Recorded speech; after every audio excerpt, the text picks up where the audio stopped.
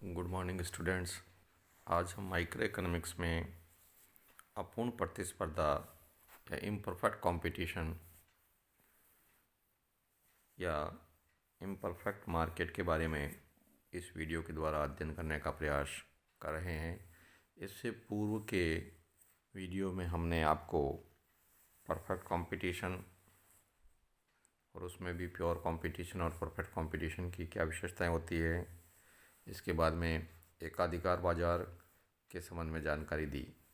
आज हम आपको अपूर्ण प्रतिस्पर्धा के बारे में बताना चाहते हैं कि इनमें कौन से बाजार आते हैं और इनकी क्या खासियत होती है। विद्यार्थियों, पूर्ण प्रतिस्पर्धा यानी परफेक्ट कंपटीशन और मोनोपोली बाजार की दो विशेष दशाएं होती है और व्यवहार में इन विशेष दशाओं के बीच की स्थिति ही ज़्यादा दृष्टिगोचर होती है, जिसे हम अपूर्ण प्रतिस्पर्धा की दशाएं कह सकते हैं, जिनमें फर्मों की संख्या और वस्तु की समरूपता और वस्तु में भेद को लेकर काफ़ी अंतर रहता है। जहाँ तक हम अपूर्ण प्रतिस्पर्धा का विषय है, दो प्रकार के बाज़ारों का अध्ययन इसमें करना चाहते हैं, जिसमें एक है एकाधिकारात्मक प्रतिस्पर्धा, जिसे हम मोनोपोलिस्टिक कंपटीशन कहते हैं। जैसा कि इसके नाम से ही स्पष्ट है कि इस प्रकार के बाज़ार में कुछ विशेषता मोनोपोली यानी एकाधिकार की है और कुछ विशेषताएं इसमें जो है परफेक्ट कंपटीशन की दिखाई देती है। इसीलिए इस प्रकार के बाज़ार को मोनोपोलिस्टिक कंपटीशन कहते हैं। जैसे उदाहरण के तौर पर अनेक फर्मों का होना पूर्ण प्रतियोगिता बाजार का उदाहरण कहा जा सकता है या विशेषता कही जा सकती है। तो वस्तु विभेद या वस्तुओं में अंतर पाया जाना, यह एकाधिकार बाजार की विशेषता कही जा सकती है।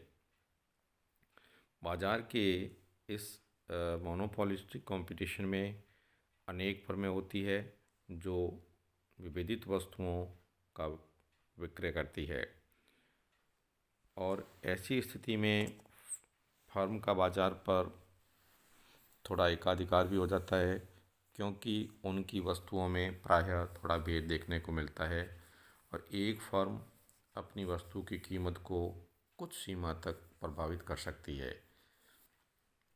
जैसे हम उदाहरण के तौर पर ये देख सकते हैं कि मान लेते हैं कोई मिठाई का विक्रेता है, तो वह अपनी मिठाई की कीमत को थोड़ा बढ़ाकर लाभ प्राप्त कर सकता है, क्योंकि उसकी कीमत में वृद्धि होने पर ग्राहक ये सोचते हैं कि शायद उसके पास जो क्वालिटी है वह दूसरे के पास में नहीं है और ऐसी स्थिति में वह अपनी कीमत को थोड़ी सी बढ़ाने में सफल हो जाता है।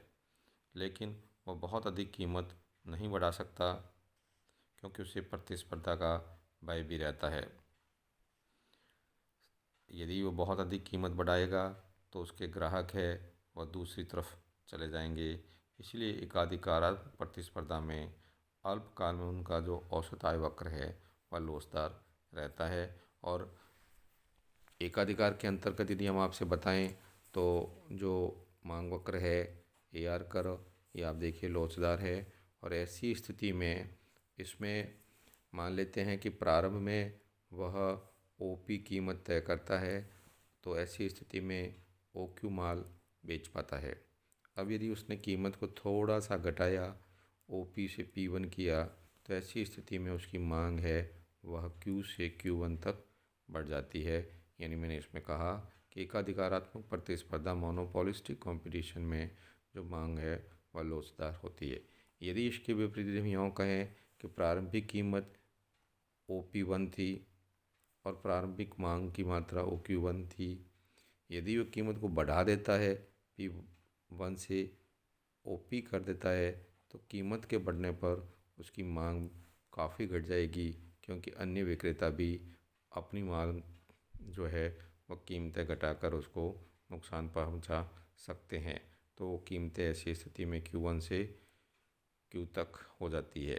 तो एकाधिकार प्रतिस्पर्धा में मुख्य विशेषता यही है कि विभिन्न फर्मों में कीमत और उत्पत्ति के निर्णय एक दूसरे से स्वतंत्र होते हैं। एक फर्म कीमत निर्धारित करते समय या बदलते समय इस बात की परवाह नहीं करती है कि अन्य फर्मों की उस पर क्या प्रतिक्रिया होगी। कारण यह है कि उसमें फर्मों की संख्या काफ़ी अधिक होती है, इसलिए वह दूसरी फर्मों की गतिविधियों से या दूसरी फर्मों की प्रतिक्रियाओं से प्रभावित नहीं होती। तो विद्यार्थियों, हमने सामान्य जानकारी आपको एकाधिकारात्मक प्रतिस्पर्धा की कही कि इसमें मांग वक्र है वो लोचदार होता है।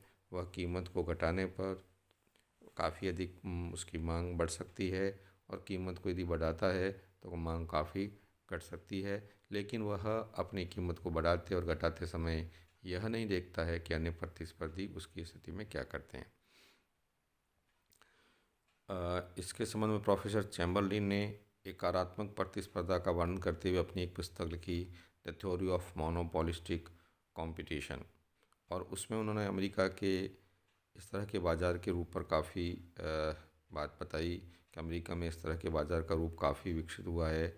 भारत में भी कई प्रकार के, जैसे नहाने के साबुन है, हेयर ऑयल है, टूथपेस्ट है, ब्रश, और सेवाओं के क्षेत्र में भी खुदरा व्यापारियों के जैसे dry cleaners, tailor, hair cutting सैलूनों और होटलों तथा विश्रांति गृहों के संबंध में एकाधिकारात्मक प्रतिस्पर्धा की दशा देखने को मिलती है। यानी ये बाज़ार आपको बताए, इन पर आप ध्यान दें कि किस प्रकार के बाज़ार को हम मोनोपोलिस्टिक कंपटीशन में रख सकते हैं। पाश्चात्य देशों में तथा भारत के महानगरों में प्रायः स्त्रियों के हौजरी उद्योगों और विभिन्न प्रकार के वस्त्रों एवं सेवा व्यापारों में भी एकाधिकारात्मक प्रतिस्पर्धा देखने को मिलती है। तो विद्यार्थियों, एकाधिकारात्मक प्रतिस्पर्धा के बाद हम अपूर्ण बाजार की दूसरी बाजार है अल्प विक्रेताधिकार या अल्पाधिकार, जिसे हम अंग्रेजी में ओलिगोपोली कहते हैं। ओलिगोपोली भी अपूर्ण बाजार का एक रूप है। इसमें की प्रमुख विशेषता देखने मिलती है कि इसमें विक्रेता थोड़े से होते हैं और वस्तुएं हैं वह समरूप भी हो सकती है और वस्तुओं में विभेद भी पाया जाता है। यदि थोड़े से विक्रेता समरूप वस्तुओं को बेचते हैं तो उसे हम विशुद्ध अल्पाधिकार या प्योर ओलिगोपोली कहते हैं। लेकिन यदि जो विक्रेता है वह डिफरेंट वस्तु में या विभेदित वस्तुओं को बेचते हैं तो ऐसी स्थिति में जो बाजार होगा वो भेदात्मक अल्पाधिकार या डिफरेंशिएटेड ओलिगोपोली होगा। इसके अंतर्गत आप कह सकते हैं जैसे सीमेंट है, एल्युमिनियम और इस्पात जैसे उद्योग पाए जाते हैं जहाँ वस्तुओं में भेद पाया जाता है, और वो भेदात्मक अल्पाधिकारात्मक अल्प विक्रेताधिकार कहलाते हैं। ऐसे बाज़ार में किसी एक विषय पर बाज़ार में जैसे 3 से 4 प्रमुख पाठ्य पुस्तकें उपलब्ध होती है, यानी प्रकाशक की किताबें हैं, वह एक ही विषय पर बाज़ार में 3 से 4 प्रकाशक किताबें बेचते हो तो उसमें थोड़ा थोड़ा अंतर पाया जा सकता है, तो उसे हम जो है वो डिफरेंशिएटेड ओलिगोपोली कह सकते हैं।